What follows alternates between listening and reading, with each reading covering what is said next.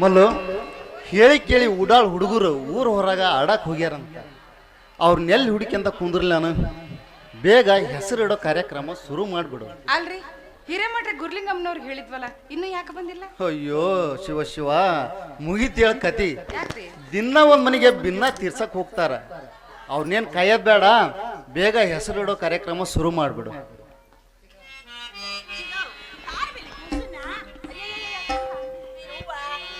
ಏನ್ ಚಂದ ಐತಲ್ಲ ಇವಾಗ ಕೂಸು. ಹಜಾರು ಬಂದ್ರು ಐತ್ ನೋಡ್ರಿ. ಏ ಶೋಭಾ, ಆ ಕೂಸಿಗೆ ಆ ನಮ್ನಿ ಎದುರು ಬಿಡಕ್ ಹೋಗ್ಬೇಡ. ಇಲ್ಲ ನೋಡ್ರಿ ಮತ್ತೆ ಹತ್ತಿತ್ತು ಕಣ್ಣು ಇಲ್ ಬಿಡ್ರಿ, ನಾನು ಎದುರು ತೆಗಿತಂತೆ. ಆ ಚಿಗವರೆ ಕೂಸಿಗೆ ಏನಂತ ಹೆಸರು ಇಡ್ಬೇಕ್ರಿ? ಇಡನ್ ಬಾ ನೋಡು.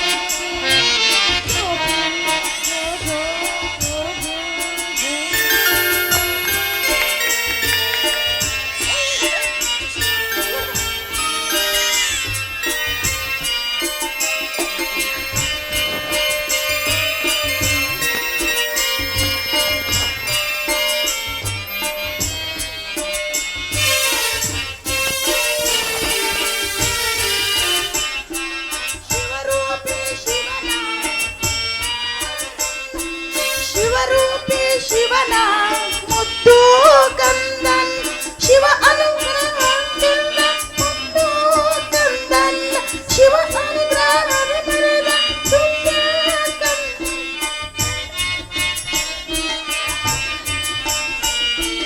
ನಮ್ಮನ್ನು ಉದ್ಧಾರ ಕೊಂದ ಭಗವಂತ, ಹಲೋ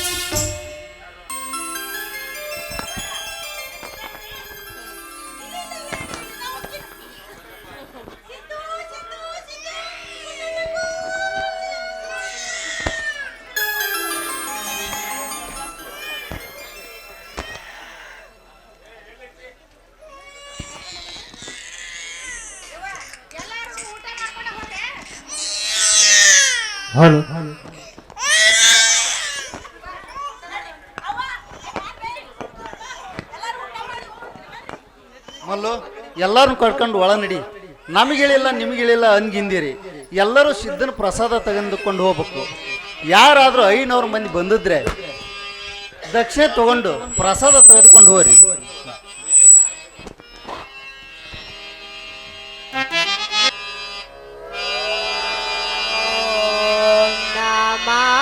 ಶಿವಾಯ ಓಂ ನಮಃ ಶಿವಾಯ ಓಂ ನಮಃ. ನಮಸ್ಕಾರ ಗುರುಗಳೇ. ಓಂ ನಮಃ ಶಿವಾಯ. ಕೂತ್ಕೊಳ್ಳಿ.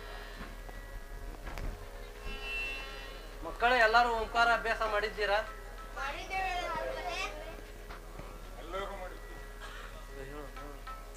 ನಾನು ಕಲ್ತನ್ರಿ ಗುರುಗಳೇ. ಆಯ್ತು ಕುತ್ಕೊಳ.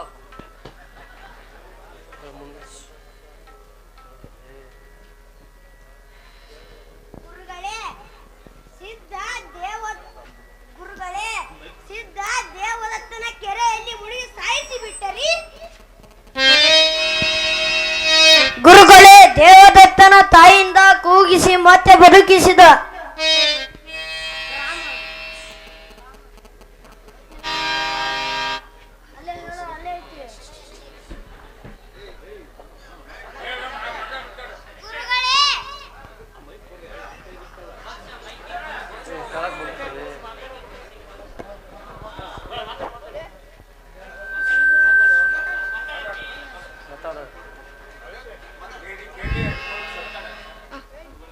ಗುರುಗಳೇ,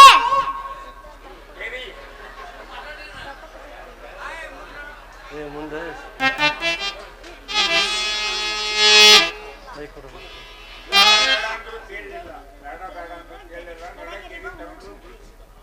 ಗುರುಗಳೇ, ಸಿದ್ಧ ನಾವು ಬೇಡ ಬೇಡ ಎಂದ್ರೂ ಕೇಳಿಲ್ಲ, ನಡ ಕೆರೆಗೆ ಹೋಗಿ ಮುಳುಗಿಸಿಬಿಟ್ಟರೆ. ಸಿದ್ಧನಿಗೆ ಈಜು ಬರುವುದಿಲ್ಲ ಅಂದರೂ ಕೇಳಿಲ್ಲ, ನಡ ಕೆರೆಗೆ ಹೋಗಿ ಮುಳುಗಿಸ್ಬಿಟ್ರಿ. ಹೌದಾ ಸಿದ್ಧ? ಗುರುಗಳೇ, ಅದು ಪರಮಾತ್ಮನ ಲೀಲೆ.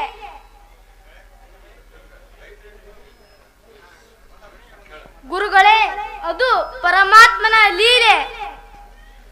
ಸಿದ್ಧ, ಈ ನಿನ್ನ ಬಾಲ ಲೀಲಾ ಮಾತ್ರದಿಂದ ನಾವೆಲ್ಲ ಬಹಳ ಸಂತೋಷಗೊಂಡಿದ್ದೆವು. ಮುಂದೆ ಈ ಭೂಮಿಯಲ್ಲಿ ಬಳಲುತ್ತಿರುವ ಮೂಢ ಜನರಿಗೆ ನಿನ್ನ ಸ್ವರೂಪ ಅದು ಹೇಗೆ ತಿಳಿಯುವುದಪ್ಪ? ಮುಂದೆ ಒಂದಾನೊಂದು ಕಾಲದಲ್ಲಿ ಪೃಥ್ವಿಯು ನೀರಿನಲ್ಲಿ ಮುಳುಗಿ ಹೋಗುವುದು, ಮೇಲು ಪರ್ವತಗಳೇ ಬಿದ್ದು ಹೋಗಿ, ಪಂಚ ಮಹಾಭೂತಗಳೇ ನಾಶವಾಗಿ, ಸಮಸ್ತ ಲೋಕಗಳೇ ಸುಟ್ಟು ಹೋಗುತ್ತವೆ. ಹೀಗಿದ್ದು ಈ ಸಂಸಾರದಲ್ಲಿದ್ದ ಮನುಷ್ಯ ಕ್ಷಣಿಕ ಸುಖಕ್ಕಾಗಿ ಎಷ್ಟೊಂದು ಬಡಿದಾಡುತ್ತಾರೆ ನೋಡು. ಗುರುಗಳೇ, ಆಕಾಶ ಹೇಗೆ ನಾಶವಾಗುವುದು? ಹುಟ್ಟಿದ್ದೇಕೆ ಮತ್ತೆ ಅದೇಕೆ ನಾಶವಾಗುತ್ತದೆ? ಸಿದ್ಧ, ನಿನ್ನ ಈ ಜಟಿಲ ಪ್ರಶ್ನೆಗೆ ಉತ್ತರ ಕೊಡುವ ಶಕ್ತಿ ನನ್ನಲ್ಲಿಲ್ಲ. ನೀನು ಯೋಗ್ಯವಾದ ಗುರುವನ್ನು ಹುಡುಕಿ ಆತ್ಮಜ್ಞಾನದ ಸದ್ಬೋಧೆ ಪಡೆದುಕೋ. ಓಂ ನಮಃ ಶಿವಾಯ. ನೀವು ಹೇಳಿದಂತೆ ನಾನು ಆತ್ಮಜ್ಞಾನವನ್ನು ಬೋಧಿಸುವ ಗುರುವನ್ನು ಹುಡುಕಿಕೊಂಡು ಹೋಗುತ್ತೇನೆ.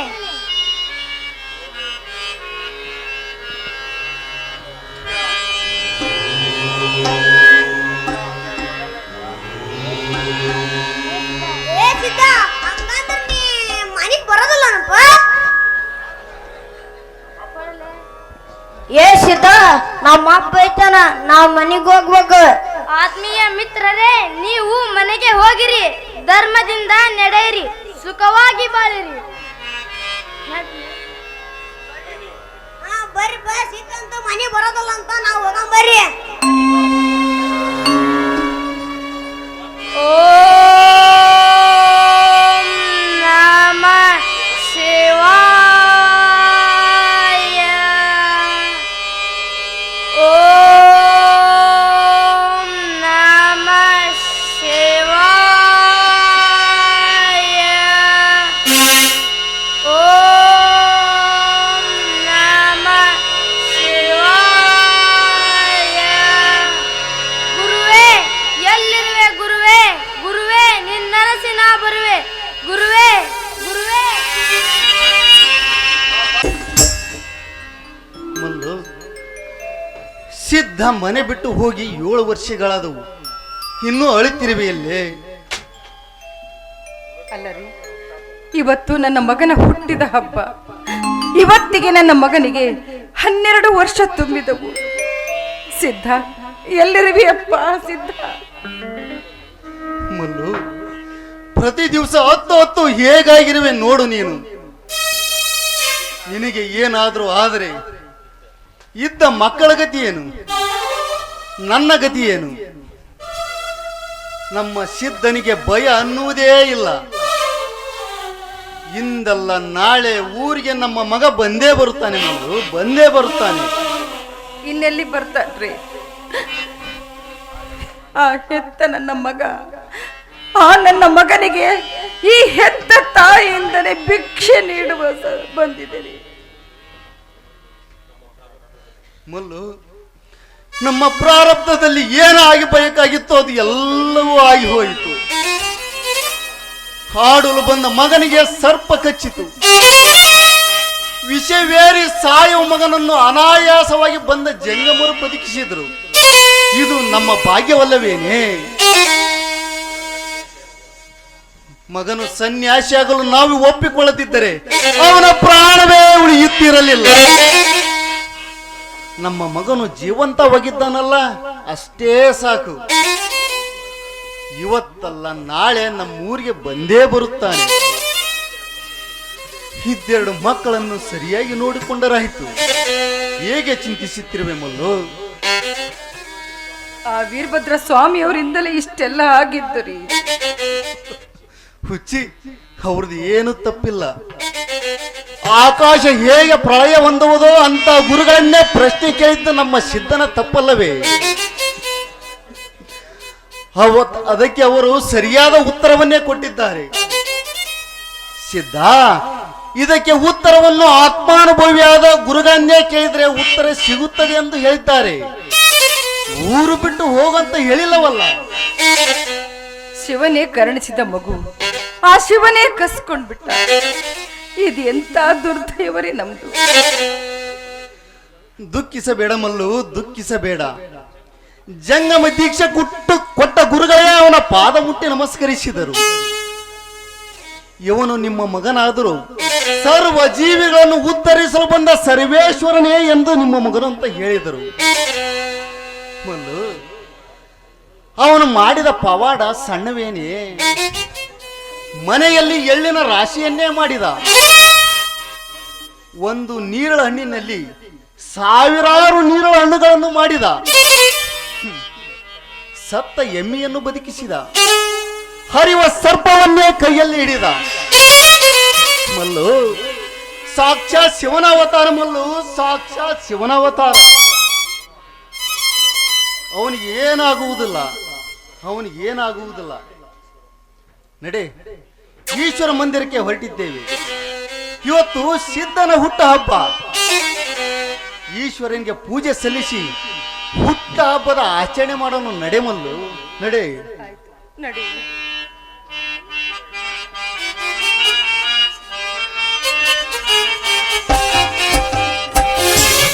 ಎಂದರೆ ಭಯವಿಲ್ಲ, ಶಿವನಾಮಕ್ಕೆ ಸಾಟಿ ಬೇರಿಲ್ಲ, ಹರನಾಮಕ್ಕೆ ಸಾಟಿ ಬೇರಿಲ್ಲ. ಶಿವ ಶಿವ ಎಂದರೆ ಭಯವಿಲ್ಲ, ಶಿವನಾಮಕ್ಕೆ ಸಾಟಿ ಬೇರಿಲ್ಲ, ಹರನಾಮಕ್ಕೆ ಸಾಟಿ ಬೇರಿಲ್ಲ. ಶಿವ ಭಕ್ತನಿಗೆ ನರಕವಿಲ್ಲ,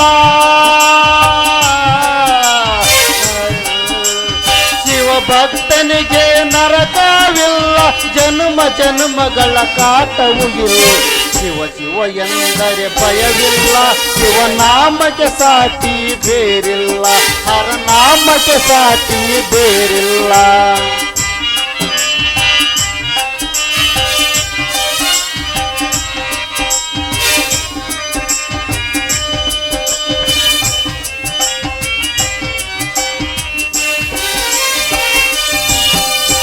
ಅನ್ನ ಭಾಗ್ಯದ ಬಲೆಯೊಳಗೆ ಬಳಲಿ ಬಾಡಿದೆ ಇಲೆಯೊಳಗೆ. ಅನ್ನ ಭಾಗ್ಯದ ಬಲೆಯೊಳಗೆ ಬಳಲಿ ಬಾಡಿದೆ ಇಳೆಯೊಳಗೆ.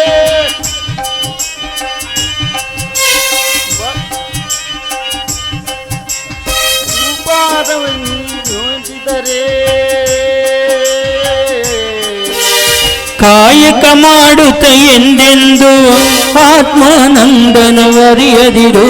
ಶಿವ ಶಿವ ಎಂದರೆ ಭಯವಿಲ್ಲ, ಶಿವನಾಮಕ್ಕೆ ಸಾಟಿ ಬೇರಿಲ್ಲ, ಶಿವನಾಮಕ್ಕೆ ಸಾಟಿ ಬೇರಿಲ್ಲ.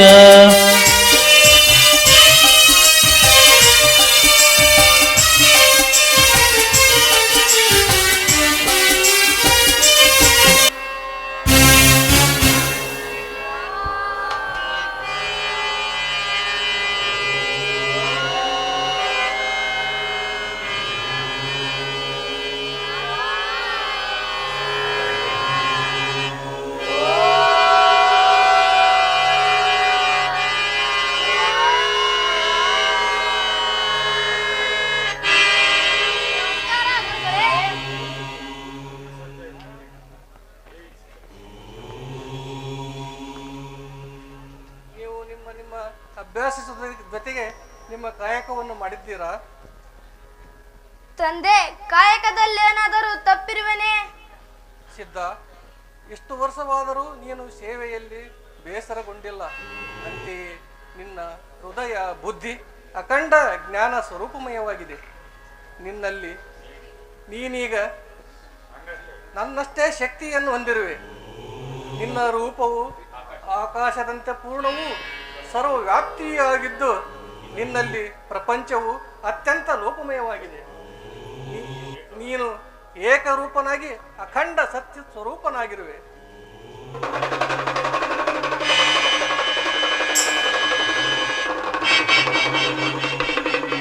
ಹರ ಹರ ಹರ ಹರ ಮಹಾದೇವ್! ಹರ ಹರ ಹರ ಹರ ಹರ ಮಹಾದೇವ್! ಇಲ್ಲಿ ಗಜದಂಡ ಸ್ವಾಮಿಗಳು ಎಂದರೆ ಯಾರು? ಇವರೇ ಗಜದಂಡ ಶಿವಾಚಾರ್ಯರು, ಸಾಕ್ಷಾತ್ ಶಿವನ ಸ್ವರೂಪಿಗಳು. ಇವರು ಸಾಕ್ಷಾತ್ ಶಿವನ ಸ್ವರೂಪಿಗಳು, ಗಜದಂಡ ಪರಮೇಶ್ವರ. ನೀವು ಸಾಕ್ಷಾತ್ ಶಿವನ ಅವತಾರವೆಂದಾಗ ಈ ಸುಬ್ಬಯ್ಯ ಶಾಸ್ತ್ರಿ ಕೇಳಿದ ಪ್ರಶ್ನೆಗೆ ಉತ್ತರ ಹೇಳುತ್ತೀರಿ ಅನ್ನಂಗಾಯ್ತು ಅಲ್ಲವೇ ಪರಮೇಶ್ವರ? ಸುಬ್ಬಯ್ಯ ಶಾಸ್ತ್ರಿಗಳೇ, ಅದೇನು ನಿಮ್ಮ ಪ್ರಶ್ನೆ ಕೇಳಿ. ಆಹಾ, ಎಷ್ಟೊಂದು ವಿನಯ, ಎಷ್ಟೊಂದು ಸಮಾಧಾನ. ಗಜದಂಡ ಸ್ವಾಮಿಗಳೇ, ನಾನು ಕೇಳುವ ಪ್ರಶ್ನೆ ಸಾಮಾನ್ಯ ಪ್ರಶ್ನೆ ಅಲ್ಲ. ಅದು ನಿಮ್ಮಂಥವರಿಗೆ ತಿಳಿಯುವುದೂ ಇಲ್ಲ.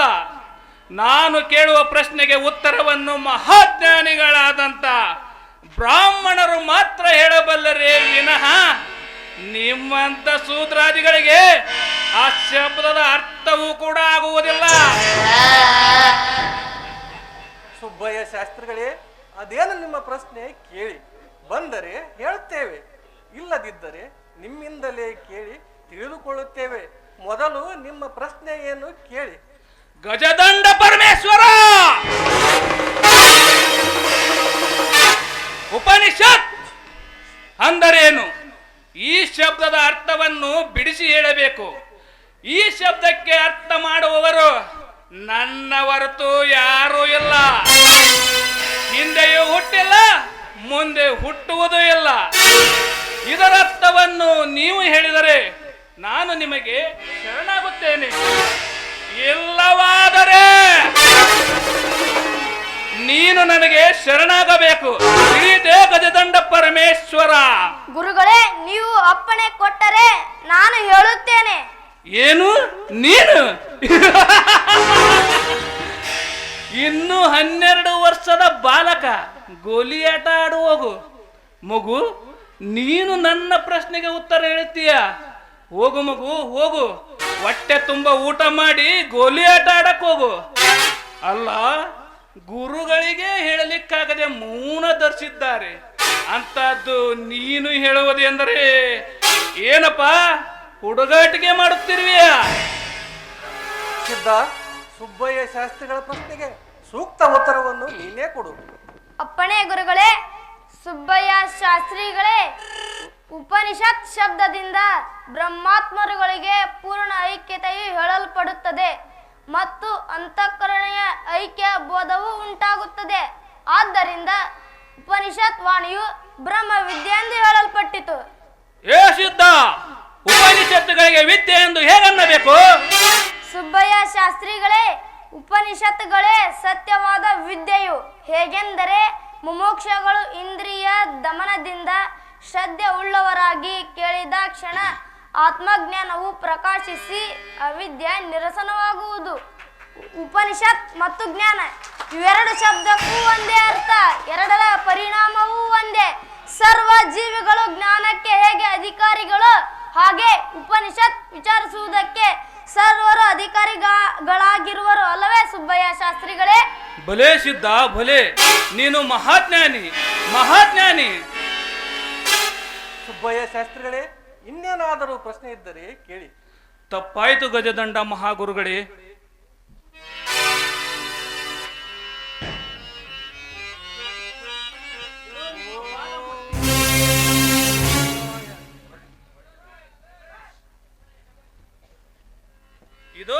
ಪಾದ ಮುಟ್ಟಿ ಕ್ಷಮೆ ಕೇಳುವೆ. ನನ್ನ ಗರ್ವ ಮುರಿದ ಮಹಾಮಹಿಮರು ನೀವು. ಈ ಬಾಲಕನಿಂದಲೇ ಉತ್ತರ ಕೊಡಿಸಿದ ನೀವು ಸಾಮಾನ್ಯರಲ್ಲ, ಸಾಕ್ಷಾತ್ ಶಿವನ ಸ್ವರೂಪಿಗಳು.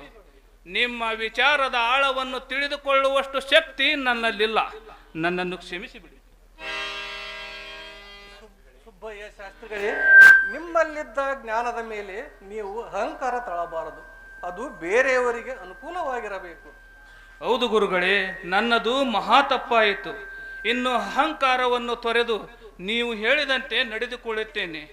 ಈ ಬಾಲಕ ನಿಮ್ಮ ಸೇವೆಯನ್ನು ಬಹುಜನ್ಮಗಳಿಂದ ಮಾಡಿರಬೇಕು. ಅಂತೆಯೇ ಇವನಿಗೆ ಬ್ರಹ್ಮವಿದ್ಯೆ ಪ್ರಾಪ್ತವಾಗಿದೆ. ಸಿದ್ಧ ಬಾಲಕ, ನೀನು ಸಾಮಾನ್ಯನಲ್ಲ.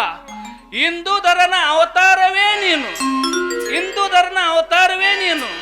ನಿನ್ನ ಜ್ಞಾನ ಜ್ಯೋತಿ ನನಗೆ ಶ್ರೀರಕ್ಷೆಯಾಗಲಿ. ನಿನ್ನ ಜ್ಞಾನ ಜ್ಯೋತಿ ನನಗೆ ಶ್ರೀರಕ್ಷೆಯಾಗಲಿ. ಗುರುವೇ, ಗುರುವೇ, ನೀನೇ ನನ್ನ ಗುರು.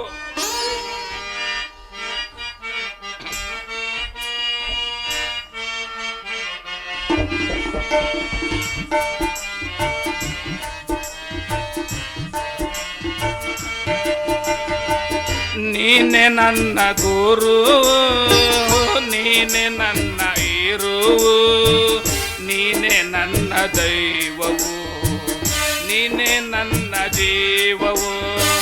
ನೀನೆ ನನ್ನ ಗುರು, ನೀನೆ ನನ್ನ ಇರುವು, ನೀನೆ ನನ್ನ ದೈವವು, ನೀನೆ ನನ್ನ ಜೀವವು. ನೀನೆ ನನ್ನ ಮಾತಾ, ನೀನೆ ನನ್ನ ದಾತ, ನೀನೆ ಬಂಧು ಬಳಗ, ನೀನೆ ಎಲ್ಲವೋ. ನೀನೆ ನನ್ನ ಗುರು, ನೀನೆ ನನ್ನ ಇರುವು, ನೀನೆ ನನ್ನ ದೈವವು, ನೀನೆ ನನ್ನ ಜೀವವು.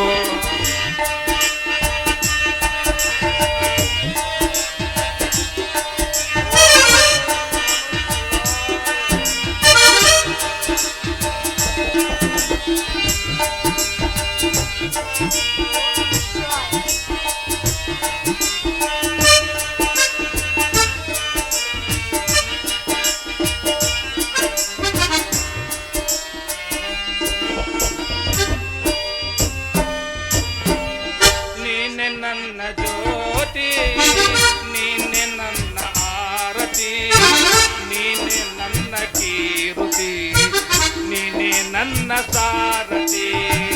ಮುಂದೆ ದಾರಿ ತೋರದಯ್ಯ, ಎಲ್ಲೆಲ್ಲೋ ಕತ್ತಲಯ್ಯ, ಬೆಳಕು ತೋರಿ ಎನ್ನನು ಮುನ್ನಡೆಸು ಬಾರಯ್ಯ. ನೀನೆ ನನ್ನ ಗುರು, ನೀನೆ ನನ್ನ ಇರುವು, ನೀನೆ ನನ್ನ ದೈವವು, ನೀನೆ ನನ್ನ ಜೀವವು. ಮುಕ್ತಿ ಬೇಡಿ ಬಂದೆ, ಕೃಪೆ ಕೋರಿ ನಿಂದೆ, ನಿನ್ನ ಹರಕೆ ಒಂದೇ ಸಾಕೆನಗೆ ತಂದೆ.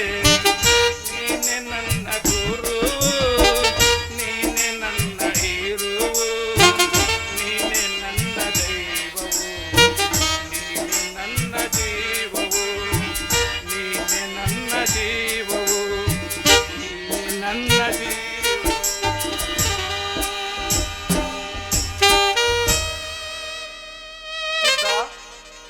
ಜ್ಞಾನದ ಭಾಂಡಾರವೇ ನೀನು. ನಿನ್ನಲ್ಲಿ ಆಧ್ಯಾತ್ಮದ ಅರಿವು ಸಂಪೂರ್ಣ ನೆಲೆಗೊಂಡಿದೆ. ಇಂದಿನಿಂದ ನೀನು ಸಂಚಾರವನ್ನು ಕೈಕೊಂಡು ಈ ಮಾನವ ಕುಲಕೋಟಿಯನ್ನೇ ಉದ್ಧರಿಸು. ಅಪ್ಪಣೆ ಗುರುಗಳೇ. ಗುರುಗಳೇ, ಕರ್ಮ ಕಾಂಡದಿಂದ ಲಿಂಗ ಗ್ರಹಣವಾಯಿತು. ಈಗ ಜ್ಞಾನ ಕಾಂಡದಿಂದ ಜ್ಞಾನವಾದ ಕೂಡಲೇ ಲಿಂಗ ಗ್ರಹಣ ವ್ಯರ್ಥವಾಯಿತಲ್ಲವೇ? ನೀವು ಜ್ಞಾನದ ಲಿಂಗುವನ್ನೇ ನನ್ನ ಹೃದಯದಲ್ಲಿರಿಸಿದಾಗ ಈ ಹೇಳಿ ಮಾಡಿಸಿದ ಲಿಂಗು ನನಗೇತಕ್ಕೆ ಬೇಕು? ಸಿದ್ಧ ಸಿದ್ಧ, ಇದು ಶಾಸ್ತ್ರ ವಿರೋಧವಲ್ಲವೇ? ಹಾಕಿಕೋ ಲಿಂಗವನ್ನು. ಗುರುಗಳೇ, ಚಿನ್ಮಯ ದೀಕ್ಷೆ ಸಿಕ್ಕಿದ ಮೇಲೆ ಈ ಶರೀರವು ಚೈತನ್ಯ ರೂಪವಾಯಿತು. ಲಿಂಗ ಮಧ್ಯೆ ಜಗತ್ ಸರ್ವಂ, ಸರ್ವಲಿಂಗಮಯಂ ಜಗತ್. ಲಿಂಗ ಬಾಹ್ಯಾತ್ ಪರಂ ನಾಸ್ತಿ ತಸ್ಮಾ ಲಿಂಗಂ ಮಹಂ ಸದಾ. ಅರ್ಥ, ಲಿಂಗದೊಳಗೆ ಸರ್ವ ಜಗತ್ತಿರುವುದು, ಸರ್ವ ಜಗತ್ತು ಲಿಂಗಮಯ, ಲಿಂಗದ ಹೊರಗೆ ಎರಡನೇದೇನೂ ಇಲ್ಲ. ಆದ್ದರಿಂದ ಸದಾ ನಾನು ಲಿಂಗಮಯ ಅಂದಾಗ ಈ ಹೇಳಿ ಮಾಡಿಸಿದ ಲಿಂಗವನ್ನು ಕಾಣುವಂತೆ ಎದೆ ಮೇಲೆ ಕಟ್ಟಿಕೊಳ್ಳುವುದು ಅವಶ್ಯವೇ ಇಲ್ಲ, ಅಲ್ಲವೇ ಗುರುಗಳೇ? ಏನು ಈ ಬಾಲಕನ ದೇವವಾಣಿ! ಈತನ ವೃತ್ತಿ ನಿರ್ಗುಣದಲ್ಲಿ ಅನನ್ಯವಾಗಿ ಆರೂಢವಾಗಿರುವುದು. ಆದ್ದರಿಂದ ಈತನಿಗೆ ಸಿದ್ಧಾರೂಢನೆಂಬ ನಾಮ ಶೋಭಿಸಲಿ. ಸಿದ್ಧ, ನೀನು ನನ್ನ ಸಮಾನ ನಿಧಿ. ನಿನಗೆ ಪ್ರಾಪ್ತವಾದ ಜ್ಞಾನವು ಶ್ರೀ ಮಲ್ಲಿಕಾರ್ಜುನನ ಪ್ರಸಾದದಿಂದ ಇನ್ನಷ್ಟು ಪ್ರಕಾಶಮಾನವಾಗಲಿ. ಇಂದಿನಿಂದ ನೀನು ಶ್ರೀ ಸಿದ್ಧಾರೂಢ ಭಾರತೀ ಮಹಾಸ್ವಾಮಿಗಳೆಂದು ಈ ಪೊಡವೆಯಲ್ಲಿ ಪ್ರಸಿದ್ಧನಾಗು. ಶಾಂತಿ ಸಹನೆಗಳೇ ನಿನ್ನ ಆಸ್ತಿಯಾಗಲಿ. ಪರಮಾದ್ವೈತ ಮತವನ್ನು ಸ್ಥಾಪಿಸಿ ಮಾನವರಿಗೆ ಪಂಚಾಕ್ಷರಿ ಮಂತ್ರವನ್ನು ಬೋಧಿಸಿ ಧರ್ಮವನ್ನು ರಕ್ಷಿಸು. ಓಂ ನಮಃ ಶಿವಾಯ. ಬರುತ್ತೇನೆ ಗುರುಗಳೇ, ತಮ್ಮ ಆಶೀರ್ವಾದ ಸದಾ ನನ್ನ ಮೇಲಿರಲಿ. ಸಿದ್ಧಾರೂಢ, ನಿನ್ನ ಲೀಲೆ ಅಪಾರ. ನಿನ್ನ ದರ್ಶನದಿಂದ ಈ ಮಾನವ ಕುಲವೇ ಉದ್ಧರಿಸಲಿ. ಹೋಗಿ ಬಾ.